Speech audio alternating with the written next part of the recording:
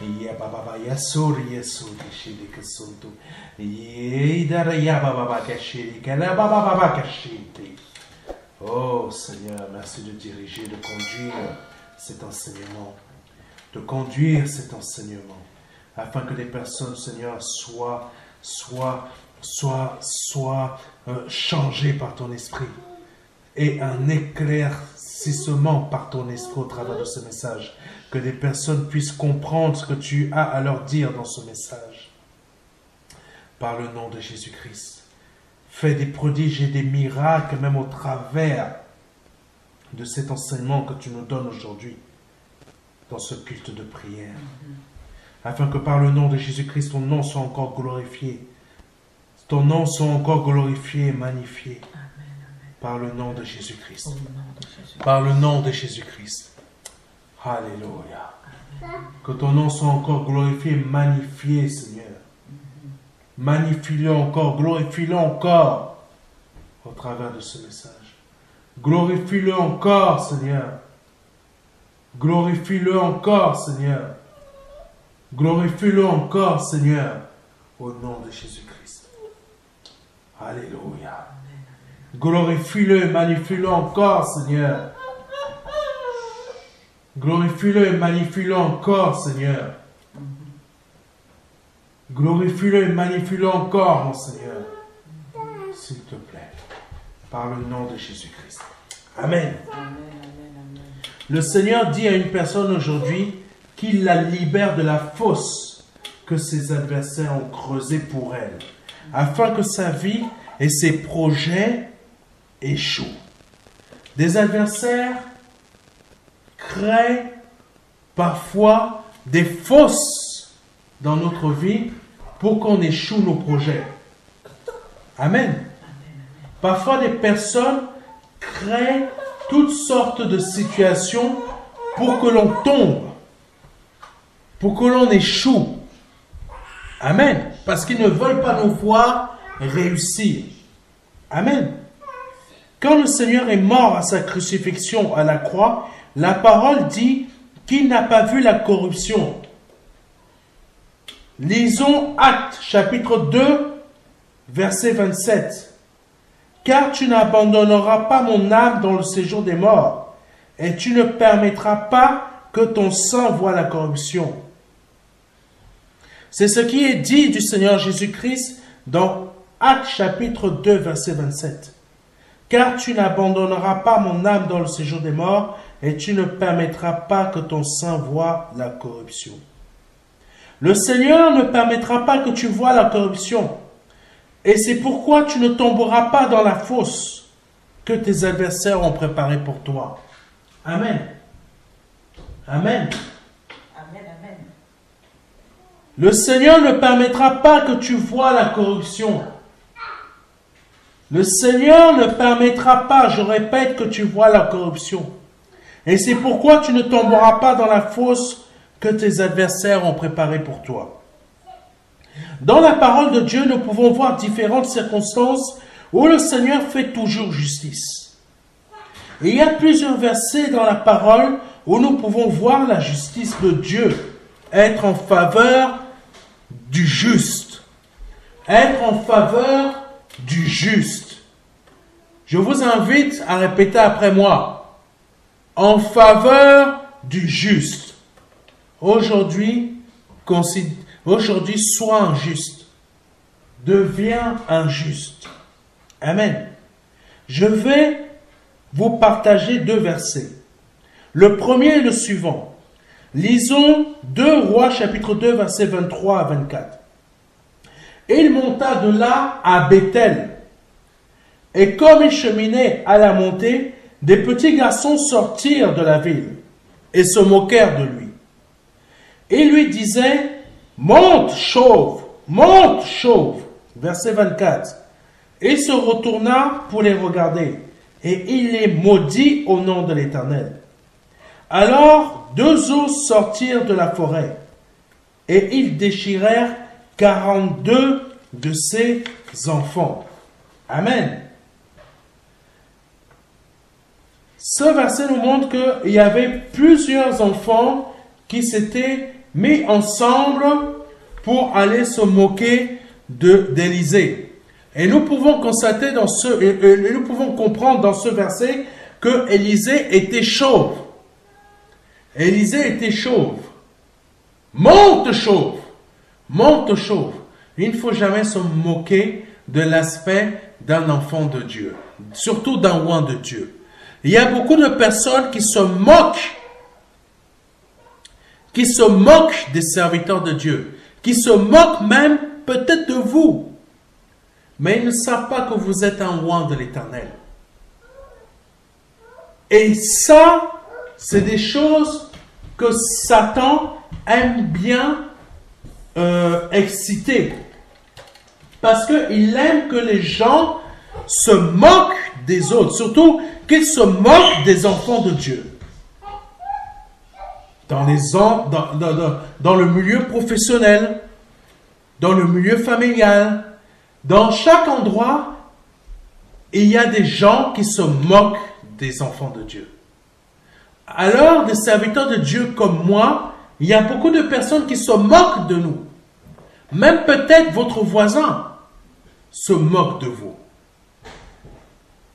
Nos voisins sûrement se moquent de nous aussi. Mais le Seigneur a dit, et il le répète, le Seigneur te dit qu'il te libère de la fosse. Alléluia. Il te libère de la fosse. Puis le second verset, qui est Actes chapitre 12, verset 23, dit ceci. Au même instant, un ange du Seigneur le frappa, parce qu'il n'avait pas donné gloire à Dieu. Et il expira rongé des vers. Même le Seigneur lui-même se rend justice.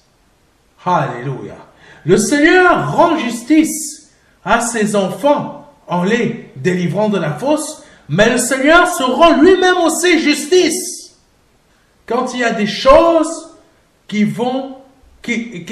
quand il y a des situations que certains êtres humains sont en train de faire contre lui, il y a beaucoup de choses que beaucoup de chefs de pays comme la France, comme dans d'autres pays, sont en train de faire contre Dieu. Ils sont en train d'attaquer Dieu. Oui, il y a certains pays, il y a certains chefs d'État qui sont actuellement en train d'attaquer Dieu. Comme certaines personnes sont en train de fomenter des plans afin d'attaquer les enfants de Dieu.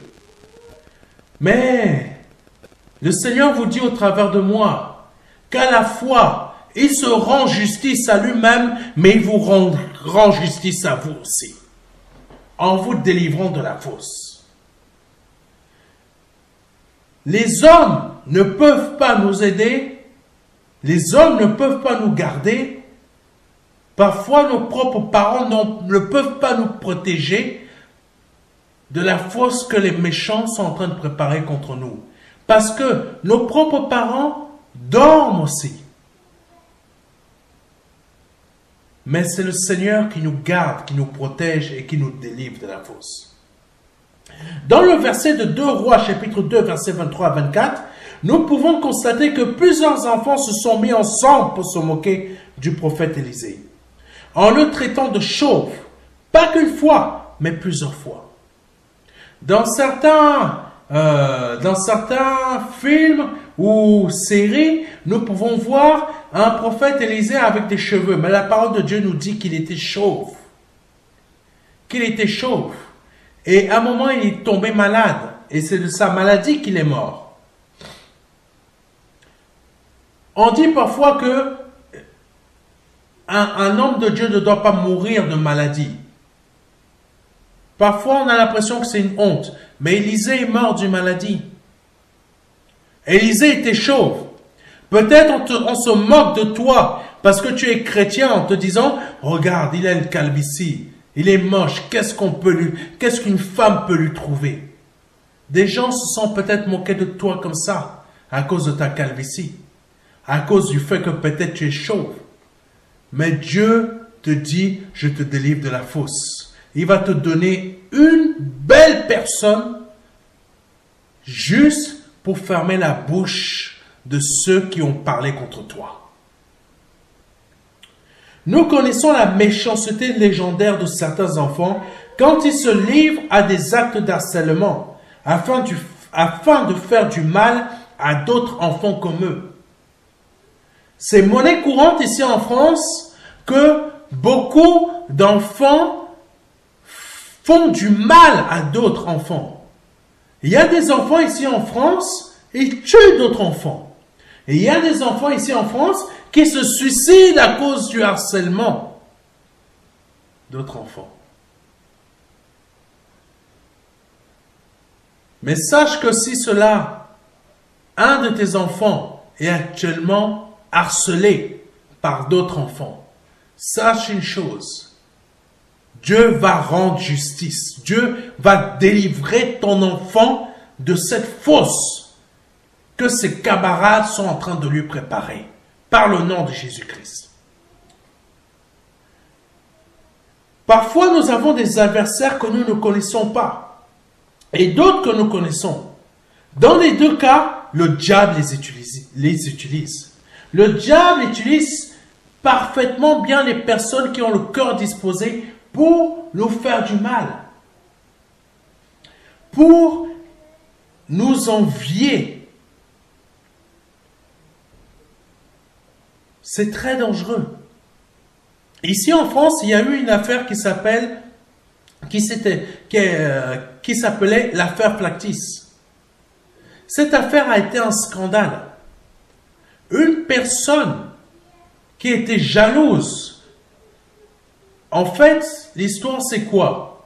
C'était tout simplement un monsieur métissé, donc noir, qui était avec une femme blanche, avait réussi dans sa vie professionnelle et sa vie personnelle. Il s'était fait construire une très belle maison. Et les personnes blanches qui étaient autour de lui avaient une haine jalouse, une haine de jalousie envers lui parce qu'il était noir et comment ça se fait qu'il a réussi. Il faut savoir que parfois, parce que nous n'avons pas la bonne couleur de peau, il y a des personnes qui fourmentent des plans contre nous afin de nous faire du mal. Mais le Seigneur te dit aujourd'hui qu'il te délivre de la fosse que ces personnes ont créée dans ta vie. Parfois, c'est le ministère. Il y a beaucoup de personnes qui te jalousent par rapport à ton ministère, mais Dieu te dit aujourd'hui qu'il te délivre de la fosse que ces personnes ont préparée pour toi. Donc, parfois, nous pouvons connaître nos adversaires et parfois, nous ne les connaissons pas. Par exemple, l'adversaire utilise pardonnez-moi, je reprends. Par exemple, l'adversaire a utilisé, donc là je parle du diable, a utilisé l'un des proches du Seigneur pour le vendre. Satan a utilisé l'un des proches, Satan a utilisé l'un des proches du Seigneur pour vendre Christ à ses ennemis. Parfois, il y a des choses comme ça. Tu ne connais pas une personne, tu ne connais pas le passé de la personne, mais parce qu'elle t'a raconté sa vie, tu vas aller chercher à connaître qui est cette personne qui lui a fait du mal afin de lui dire, mais tu sais, elle habite là-bas, hein? Genre, va continuer à lui faire du mal. Va continuer à lui faire du mal. Il y a des choses comme ça. Parfois, nous connaissons nos adversaires. Mais aujourd'hui, le Seigneur te dit, je te délivre de la fosse. Amen. Je te délivre de la fosse de ces personnes qui te font croire qu'ils sont tes amis ou qu'elles sont tes amis, mais dans la réalité, elles sont tes adversaires. Je te délivre de la fosse qu'ils ou qu'elles ont créée à ton attention. Amen. Ce traître dont j'ai parlé était Judas Iscariote. Quand tous ses amis qui étaient disciples comme lui de Jésus-Christ pensaient qu'ils étaient tous dans le même bateau, Judas, lui, il était dans sa barque. Il était dans sa propre barque. Il menait sa propre barque. Et il menait ses propres plans pour détruire le Christ. Donc, détruire le Christ, détruire ses amis.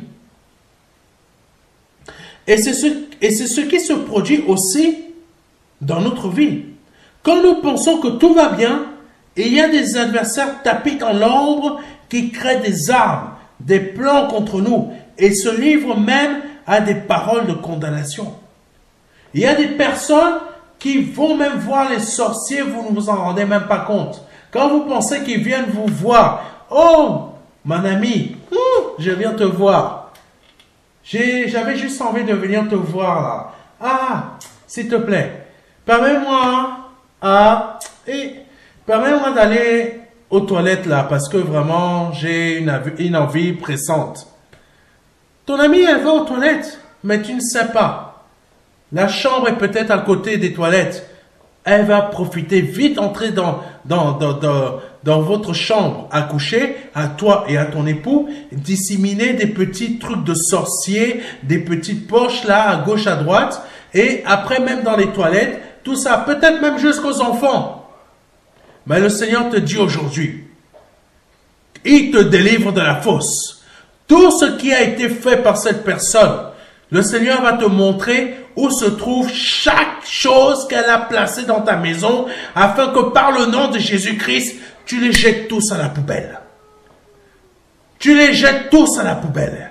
Mais le Seigneur s'est déjà chargé avant que tu ne les touches de les rendre inefficaces. Donc tu les ramasses un après l'autre. Il va te conduire afin que tu les enlèves tous. Celui qui se trouve sur le lit, celui qui se trouve dans la commode, dans tes propres affaires, celui qui se cache dans la veste, dans l'une des vestes de ton mari et dans la chambre de tes enfants. Tu vas tout trouver parce que le Seigneur t'a délivré de la fosse par le nom de Jésus-Christ. Alléluia. Ces adversaires dont je parle aussi ont des formes différentes, ont aussi parfois des formes différentes. Mais ce qui est surprenant, c'est le fait qu'ils préparent tous leurs plans la nuit et non dans la journée.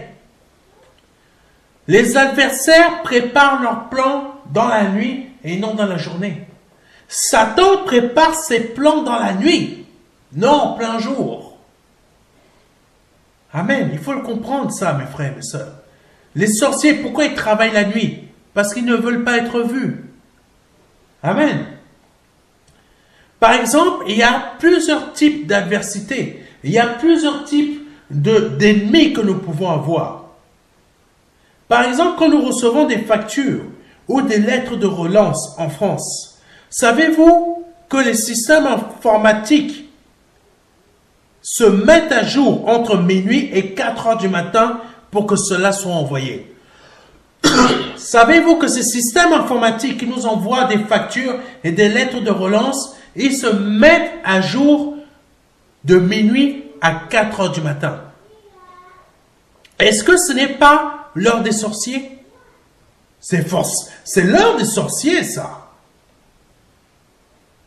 Savez-vous qu'en France, les lois les plus en défaveur du peuple français sont votées ou promulguées quand la majorité des Français dorment déjà? Quand la majorité des Français dorment déjà, les députés sont en train de voter les lois qui vont être en leur défaveur. Et quand ils vont se lever, c'est là qu'ils vont prendre le coup de massue. Tout se passe la nuit. Tout se passe le soir quand nous dormons. Mais le Seigneur te dit, même si tu dors, dors d'un sommeil reposant, parce que je te délivre de la fosse que tes ennemis ont préparée pour toi, par le nom de Jésus-Christ. Tout cela est purement de la sorcellerie, de ce que font nos adversaires. Car les sorciers et autres pratiques occultes se passent dans la nuit. Mais quand nos adversaires planifient des plans contre nous, afin de nous faire tomber dans la fosse, il se passe quelque chose de miraculeux que le Seigneur fait en notre faveur, par le nom de Jésus-Christ. Répétez après moi, vous qui écoutez ce message en ligne, fait en faveur. Le Seigneur fait en ma faveur des miracles. Le Seigneur fait en ma faveur des miracles pour me délivrer de la fosse que mes adversaires ont créée pour moi, par le nom de Jésus-Christ. Nos adversaires ne se rendent pas compte qu'ils préparent leur propre chute. C'est comme s'ils ont été aveuglés par la main puissante du Seigneur Jésus-Christ. Prenons le psaume 7, versets 14 à 15. Voici, le méchant prépare le mal, il conçoit l'iniquité, et il enfante le néant. Verset 15. Il ouvre une fosse, il la creuse, et il tombe dans la fosse qu'il a faite. Amen. Ce verset est très fort, car il dit que le méchant prépare le mal, et qu'il conçoit l'iniquité, ainsi qu'il enfante le néant. Mais c'est lui qui tombe dans la fosse qu'il a préparée pour toi. Parce que le Seigneur l'a rendu aveugle. Le Seigneur l'a confondu. C'est ça que le Seigneur fait dans la vie de tes adversaires actuellement. Ceux qui sont allés vendre ton nom chez le sorcier, le Seigneur confond leur nom. Le Seigneur confond leur nom. Le Seigneur confond leur nom. Le sorcier a fait des incantations sur ton nom, mais le sorcier ne comprend même pas pourquoi ton nom a été changé par le nom de celui qui t'a vendu, par le nom de Jésus-Christ. Celui qui t'a vendu, c'est lui-même qui est tombé dans la fosse qu'il a créée pour toi. Et soudainement, on apprendra que cette personne a disparu. Cette personne est morte. Pourquoi? Parce que le Seigneur l'a rendu aveugle. Par le nom de Jésus-Christ. Le Seigneur a rendu ce sorcier aussi aveugle. Et lui-même, il ne comprend rien. Vous ne me croyez pas? Qu'est-ce qui s'est passé avec le prophète Baal, ou je ne sais plus comment il s'appelait. Il était parti pour maudire le peuple d'Israël. Il a été payé pour maudire le peuple d'Israël. Mais se trouvant devant le peuple d'Israël, il l'a béni. Alléluia. C'est ce que le Seigneur fait avec ton nom chez le sorcier. Il a changé ton nom par celui qui t'a vendu chez le sorcier. Au nom de Jésus-Christ. Crois en cette parole que je suis en train de te donner. Crois en cette parole que je suis en train de te donner. Par le nom de Jésus-Christ de Nazareth. Donc le verset que je lis de tout à l'heure dit que le méchant prépare le mal et qu'il conçoit l'iniquité, ainsi qu'il enfante le mal. Ce qui veut dire que le méchant a préparé son plan et l'a mis en exécution. Mais ce qu'il ne sait pas, c'est qu'il a ouvert une fosse que lui-même a creusée afin d'y tomber lui-même. Au nom de Jésus-Christ. C'est exactement ce qui s'est produit pour les enfants qui se sont moqués du prophète Élisée. Ils se sont peut-être dit, moquons-nous de lui pendant que personne ne nous voit et traitons-le de chauve. Mais ces enfants ne savaient pas qu'ils avaient creusé leur propre fosse. Celui qui fait le mal contre un enfant de Dieu, qui est loin de l'Éternel, ne peut pas voir la fosse qu'il creuse contre lui-même. Quand le méchant creuse cette fosse pour nous y faire tomber, le Seigneur nous prend et nous couvre de ses ailes afin de nous cacher de nos adversaires. Quand la fosse est prête, un miracle d'aveuglement s'abat sur nos adversaires, qui fait qu'ils tombent eux-mêmes dans cette fosse. 2 Rois chapitre 6, versets 18 à 19. Les Syriens descendirent vers Élisée. Il adressa alors cette prière à l'Éternel. Daigne frapper d'aveuglement cette nation. Et l'Éternel les frappa d'aveuglement, selon la parole d'Élisée. Élisée leur dit, verset 19, ce n'est pas ici le chemin, ce n'est pas ici la ville.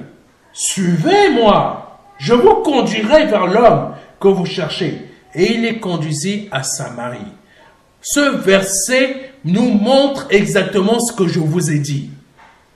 La personne pense que c'est toi qui l'as allé vendre ton nom à le sorcier, mais son nom qui a été changé.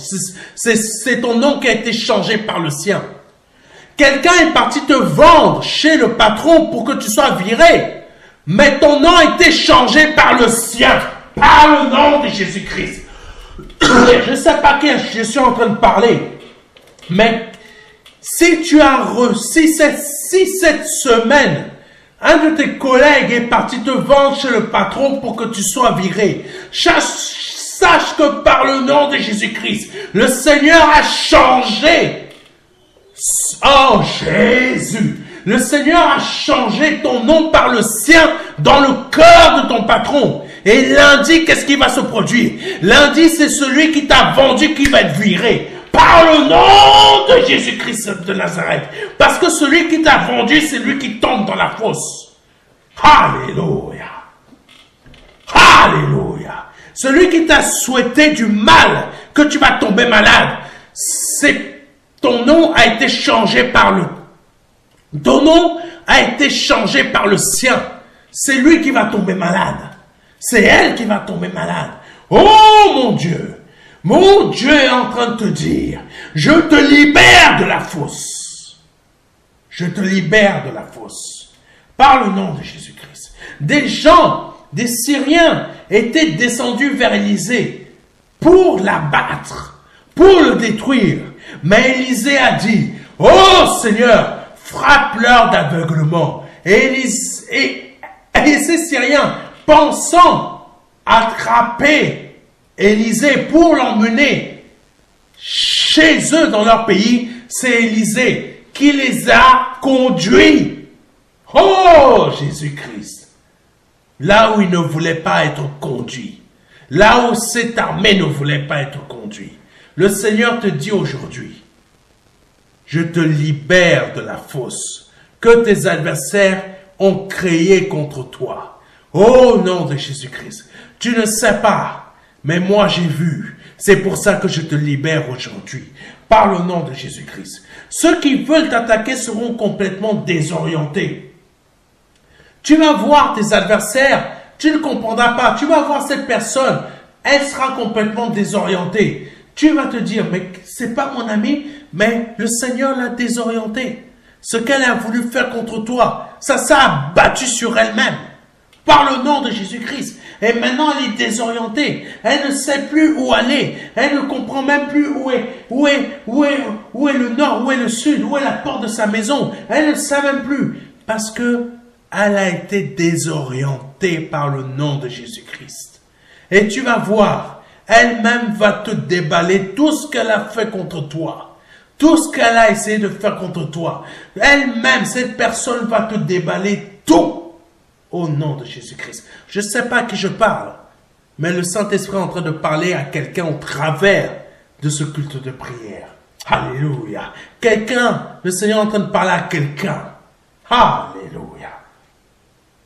Oh Jésus. Ceux qui veulent t'attaquer seront complètement désorientés. La parole puissante qui sortira de ta bouche mettra à terre tous tes adversaires par le nom de Jésus-Christ. C'est pourquoi il est nécessaire de prendre conscience de son identité en Christ. Car beaucoup d'entre nous souffrent du fait que les plans de leurs adversaires réussissent toujours contre eux.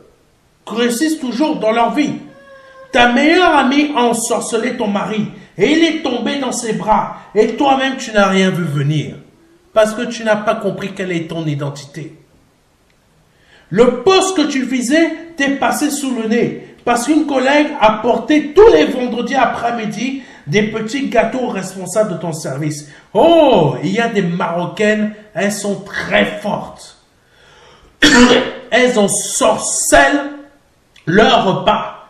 Et elles apportent ça le vendredi après-midi, chaque vendredi après-midi, dans le service à la même heure. 16h30 ou 16h. On dirait un rituel de sorcellerie. tout le monde mange. Oh, elle est sympa, elle est magnifique. Et c'est elle qui prend ton poste. Mais sache que Dieu te dit aujourd'hui, je te libère de la fausse. Au nom de Jésus-Christ. Quand le Seigneur va même faire mieux, et tous tes collègues ne mangeront même plus les petits gâteaux de ta collègue là. Au nom de Jésus-Christ. Alléluia. Le poste que tu visais t'est passé sous le nez à cause de cette collègue. Mais Dieu te rend justice, te libère de la fosse. Quand toi tu dors, le méchant, lui, il prépare ses plans minutieusement afin de te faire tomber dans la fosse. Heureusement que Dieu lui-même ne dort pas, car il voit même dans les ténèbres ce qui se passe afin de t'en délivrer. Il voit même dans les ténèbres ce qui se passe afin de t'en délivrer. Mais malheureusement, le chrétien dort trop et n'est pas assez attentif. Le chrétien dort trop, il n'est pas assez attentif, n'est pas assez réveillé, n'est pas assez vigilant.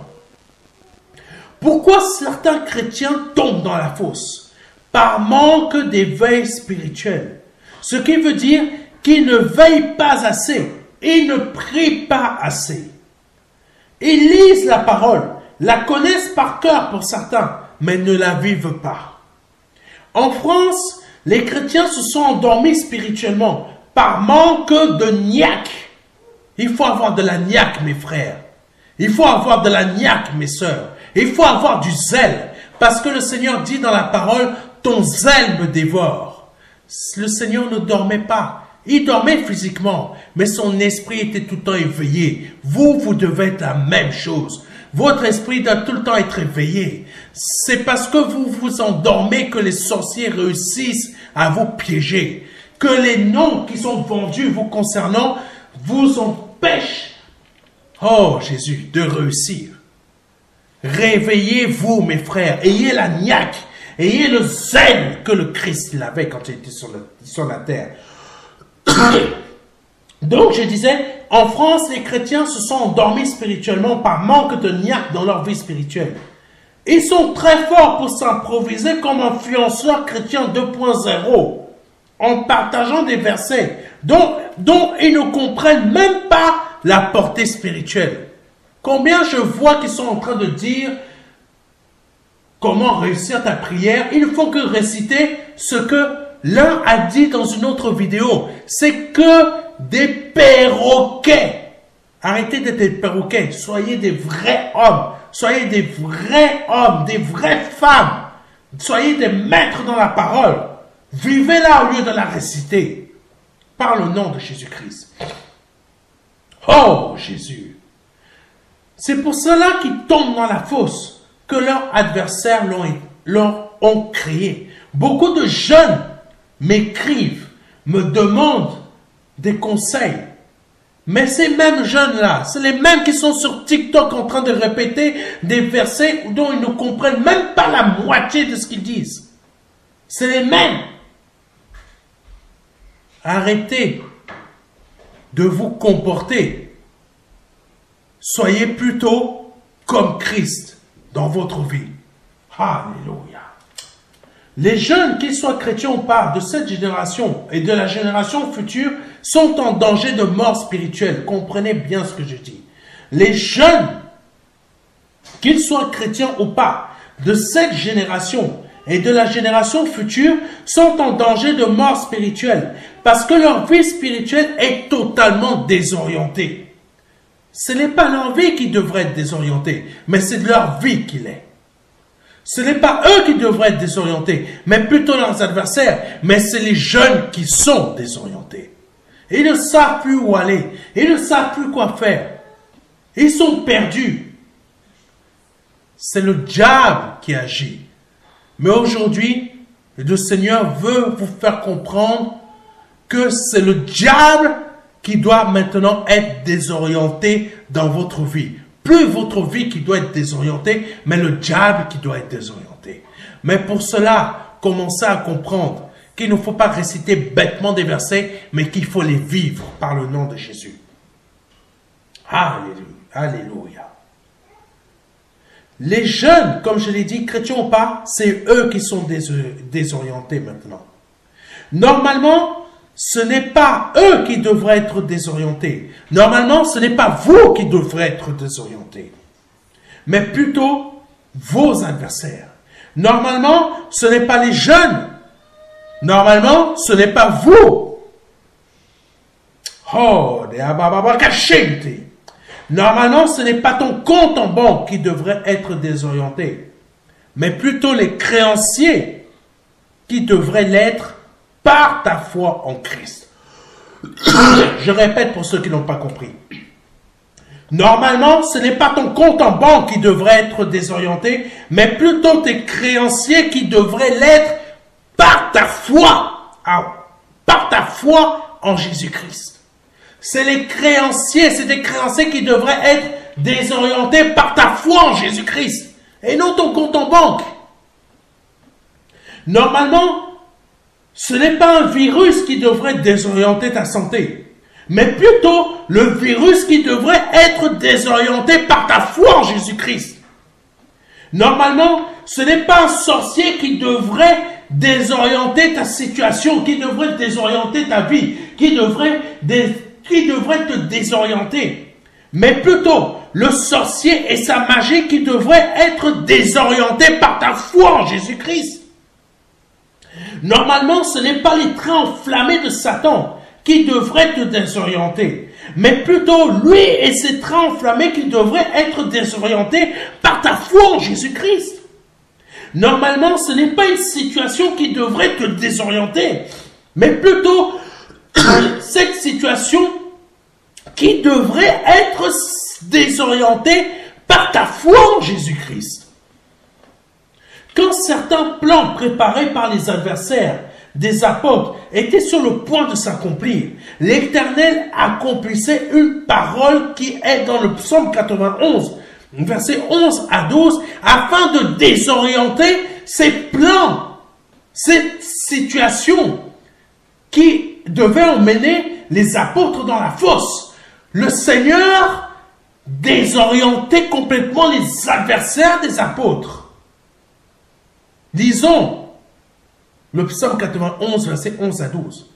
« Car il ordonnera à ses anges de te garder dans toutes tes voies. » Verset 12. « Ils te porteront sur les mains, de peur que ton pied ne heurte contre une pierre. » Cette parole que je viens de vous lire s'est accomplie dans la vie de Paul et Silas dans Actes chapitre 16, versets 25 à 26. Vers le milieu de la nuit, Paul et Silas priaient et chantaient les louanges de Dieu, et les prisonniers les entendaient. Verset 26. Tout à coup, il se fit un grand tremblement de terre, en sorte que les fondements de la prison furent ébranlés. Au même instant, toutes les portes s'ouvrirent, et les liens de tous les prisonniers furent rompus par le nom de Jésus-Christ. Paul et Silas ont loué Dieu. Ils n'ont pas récité des versets. Ils ont prié, loué Dieu. Et Dieu a fait un tremblement de terre là où ils étaient, afin de les libérer de la fosse que leur adversaire avait créée pour eux. Oh Jésus! C'est ça que le Seigneur va faire dans votre vie. C'est ça que le Seigneur fait dans votre vie là. C'est pour ça qu'il vous dit, je te libère de la fosse. Oh Jésus. Cette parole, c'est... Oh Jésus. Le verset du psaume 91, verset 11 à 12, c'est accompli aussi dans la vie de Pierre. Dans Actes chapitre 12, verset 1 à 10. Vers le même temps, le roi Hérode se mit à maltraiter quelques membres de l'église. Verset 2. Et il fit mourir par l'épée Jacques, frère de Jean. Verset 3. Voyant que cela était agréable aux Juifs, il fit encore arrêter Pierre. C'était pendant les jours des pains sans levain. Verset 4.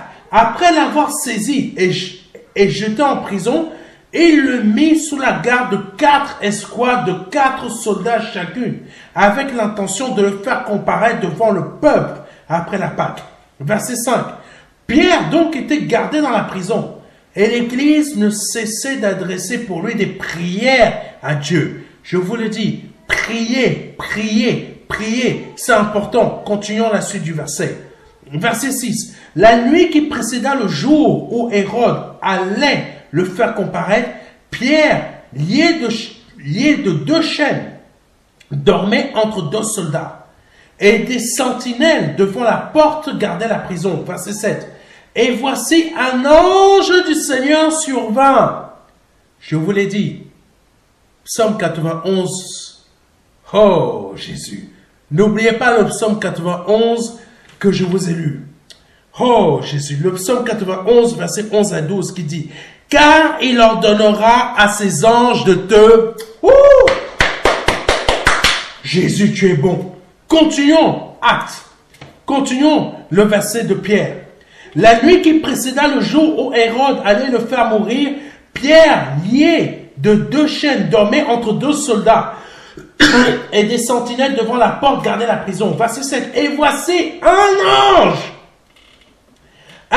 du Seigneur survint et une lumière brilla dans la prison. L'ange réveilla Pierre en le frappant au côté et en disant, lève-toi promptement. Les chaînes tombèrent de ses mains. Verset 8. Et l'ange lui dit, mets ta ceinture et tes sandales. Et il fit ainsi. L'ange lui dit encore, enveloppe-toi de ton manteau et suis-moi. Verset 9. Pierre sortit et le suivit, ne sachant pas que ce qui se faisait par l'ange fut réel et s'imaginant avoir une vision. Verset 10. Lorsqu'ils eurent passé la première gare, puis la seconde, ils arrivèrent à la porte de fer qui mène à la ville et qui s'ouvrit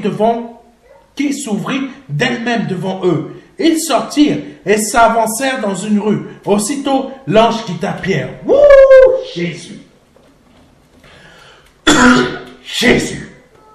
Je vous le dis, le psaume 91, versets 11 à 12, s'accomplit aussi dans votre vie, vous qui m'écoutez.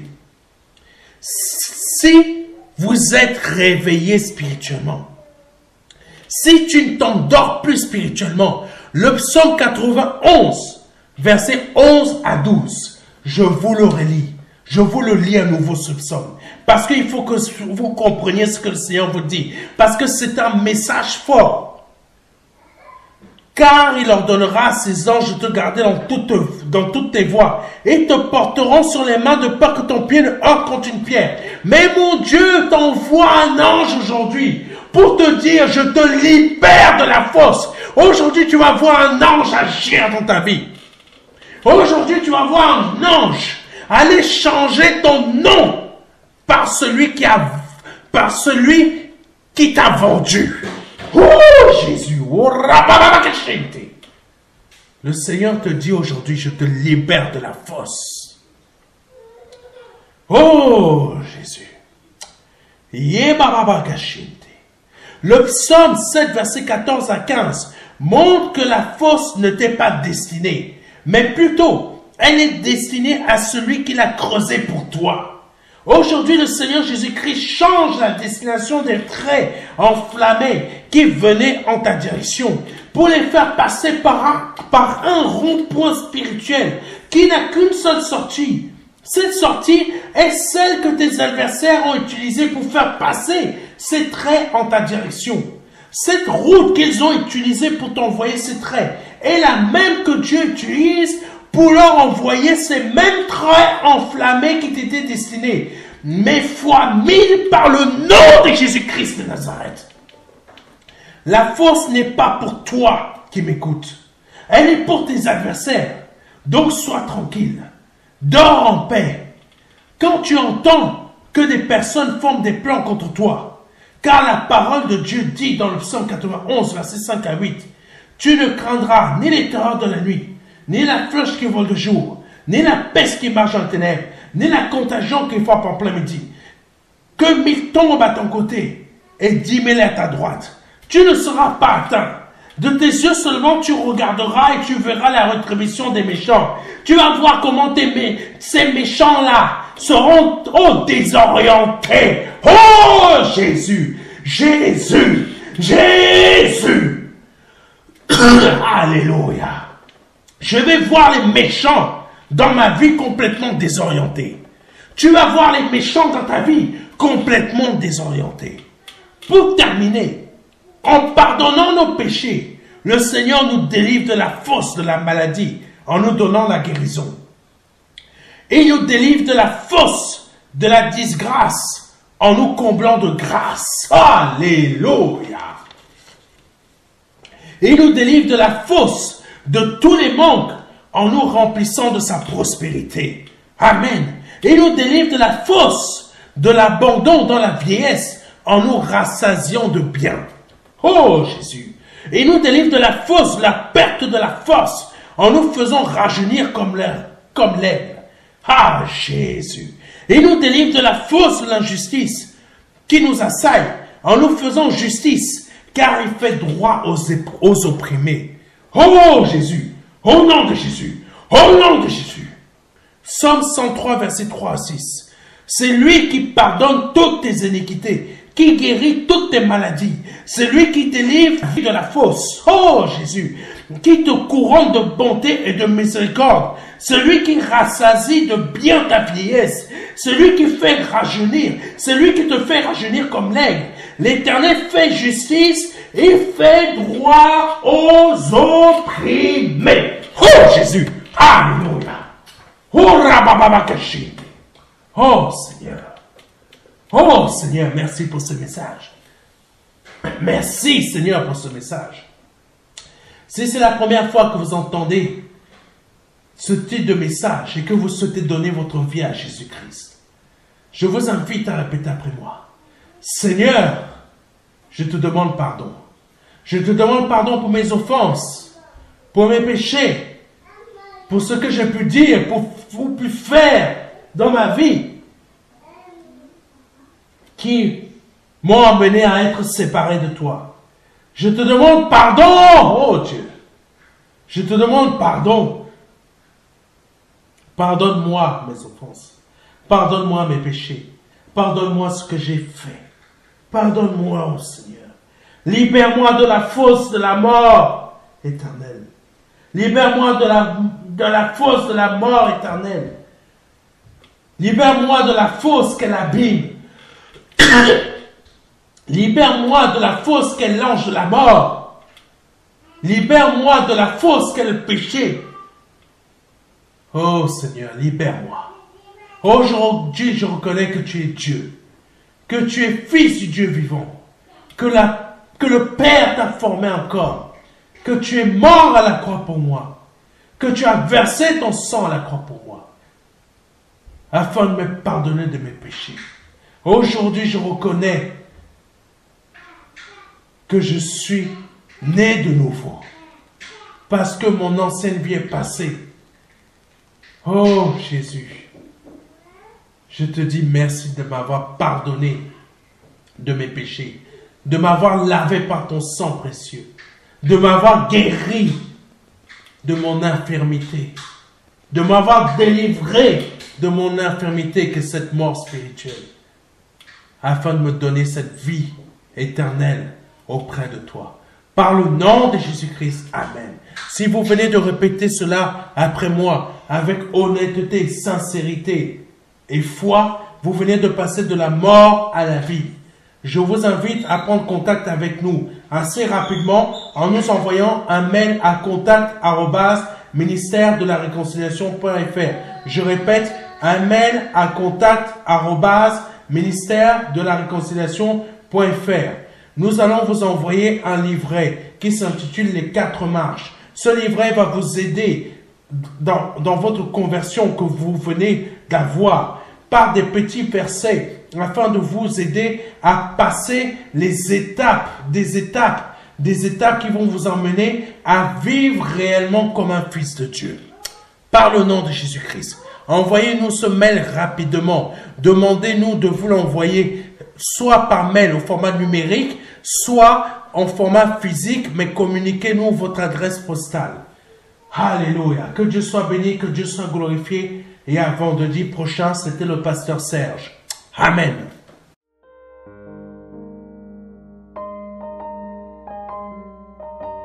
Je verset 16.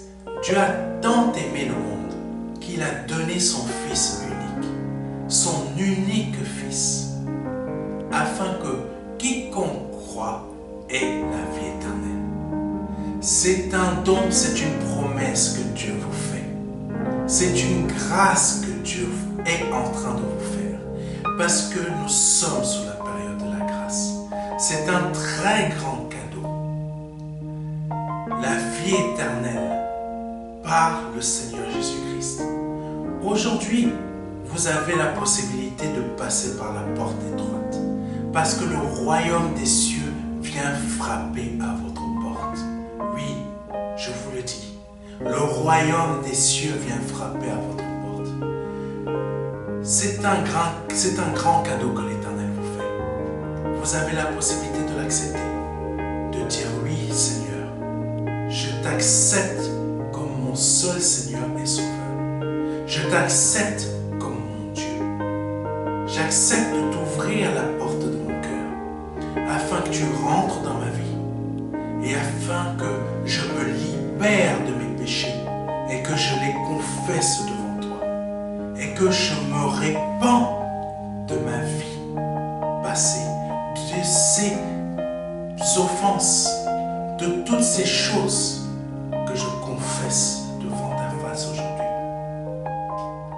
Je reconnais qu'il faut que je passe par cette porte étroite.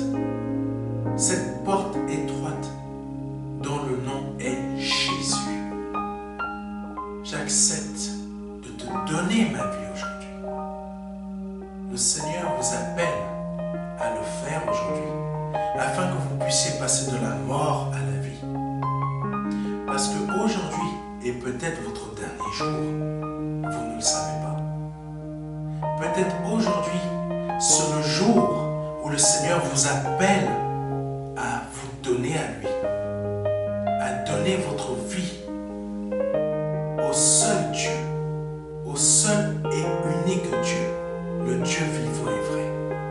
Vous avez la possibilité de le faire aujourd'hui parce que c'est la seule porte qui existe. C'est une porte étroite. C'est une porte qu'il faut emprunter pour pouvoir accéder au salut. Vous avez la possibilité aujourd'hui de l'emprunter en nous contactant à contact@ministère de la réconciliation.fr. Vous avez la possibilité aujourd'hui de recevoir un livret numérique de notre part qui va vous aider dans cette démarche afin que vous puissiez accéder